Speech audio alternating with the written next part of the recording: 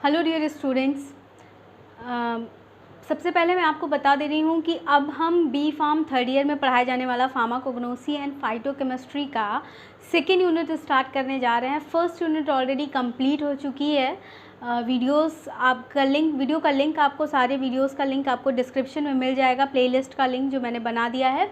First unit already complete हो चुकी है। अब हम आज से सेकेंड यूनिट स्टार्ट करने वाले हैं, ठीक है।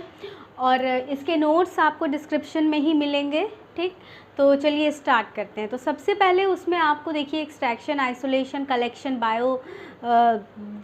बायोलॉजिकल सोर्स, ये सारी चीज़ें आपको सेकेंड यूनिट में पढ़नी है, फार्माकोग्नोसी एंड फाइटोकेमिस्ट्री। तो सबसे पहला जो क्लास उसमें आपको पढ़ना है वो है एल्केलॉइड्स, ठीक है।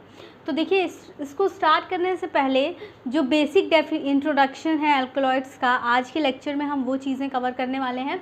तो देखिए एल्केलॉइड्स कब ये टर्म एग्जैक्टली मिला कब था? 1819 में ये टर्म कॉइन किया गया था। इसको दो जर्मन केमिस्ट थे जिनका नाम था Karl Friedrich and Wilhelm Meissner, इन्होंने ये टर्म इंट्रोड्यूस किया था एल्केलॉइड्स, ठीक है। अब देखिए एल्केलॉइड्स का कोई अभी तक एप्रोप्रिएट डेफिनेशन नहीं मिला है, ठीक है। लेकिन फिर भी जो डेफिनेशन अभी तक एक्सेप्टेड है वो है लेडेनबर्ग के द्वारा दी गई definition. These are the naturally occurring plant compounds having basic characters and at least one nitrogen atom in heterocyclic ring, ठीक है।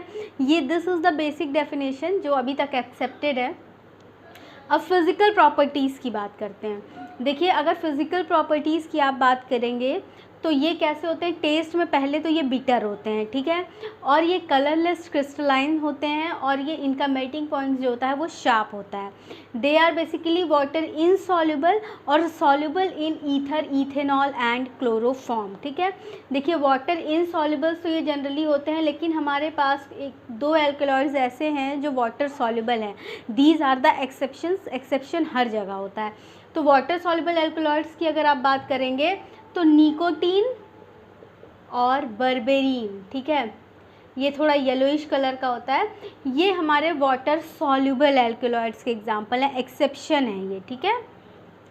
अब ये ऑप्टिकली एक्टिव होते हैं और ये लीवो रोटेटरी इन नेचर होते हैं। ऑप्टिकली एक्टिव है मतलब ये प्लेन ऑफ पोलराइज लाइट को किसी ना किसी डायरेक्शन में तो मोड़ते होंगे, तो ये लेफ़्ट डायरेक्शन में मोड़ते हैं, इसलिए इनको लीवो रोटेटरी कहा गया, ठीक है। अब देखिए इनका फंक्शन, तो ये क्या करते हैं? प्लांट्स को प्रीडेटर्स से बचाते हैं, ठीक है, क्योंकि मोस्ट ऑफ द एल्कलॉइड्स जो होते हैं वो टॉक्सिक इन नेचर भी होते हैं कुछ एल्कलॉइड्स। तो ये प्लांट्स को प्रीडेटर से बचाते हैं और they act as a reservoir for the protein synthesis also, ठीक। अब इसके आइडेंटिफिकेशन टेस्ट की बात कर ले, इनको किस टेस्ट, कुछ टेस्ट हैं इनके जो इम्पॉर्टेंट है, मोस्ट इम्पॉर्टेंट है स्टूडेंट्स, ये आपके एग्ज़ाम में पूछा ही जा सकता है। ये bachelor of pharmacy third year students यानी 5th सेमेस्टर के स्टूडेंट्स के लिए है ये बातें।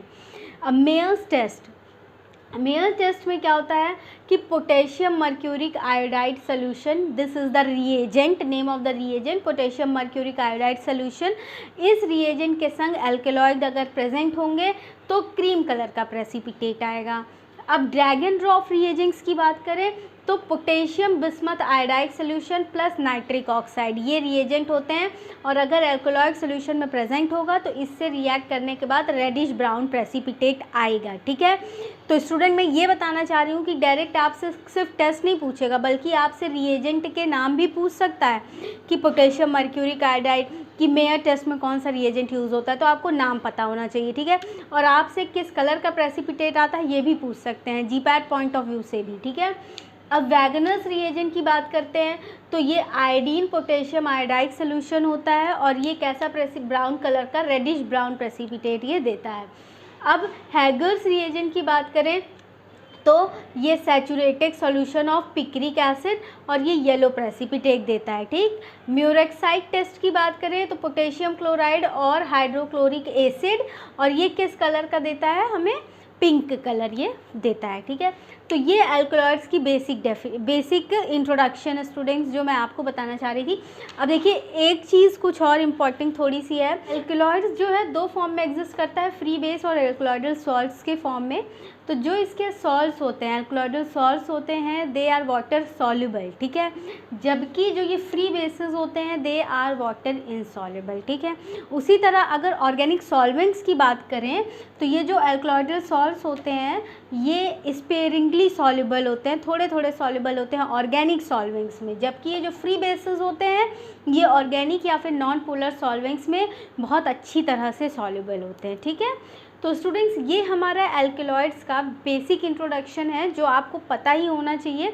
जो चीज़ें मैंने बताई या जो नोट्स में लिखी हैं वो सारी चीज़ें आप ध्यान से देखिएगा। नोट्स का लिंक मैं डिस्क्रिप्शन में ज़रूर शेयर करूँगी। वीडियो आपको पसंद आया हो तो चैनल को सब्सक्राइब करना बिल्कुल भी मत भूलिएगा। और अब इसके आगे के लेक्चर्स आपको आगे के पार्ट में मिलते रहेंगे। अब मैं फिर से आपको एक बार रिमाइंड करा दे रही हूँ कि ये B pharm 3rd year 5th semester का फार्माकोग्नोसी एंड फाइटोकेमिस्ट्री का 2nd यूनिट चल रहा है। 1st यूनिट का प्लेलिस्ट आपको मैं डिस्क्रिप्शन में शेयर कर दूँगी। Okay, thank you very much.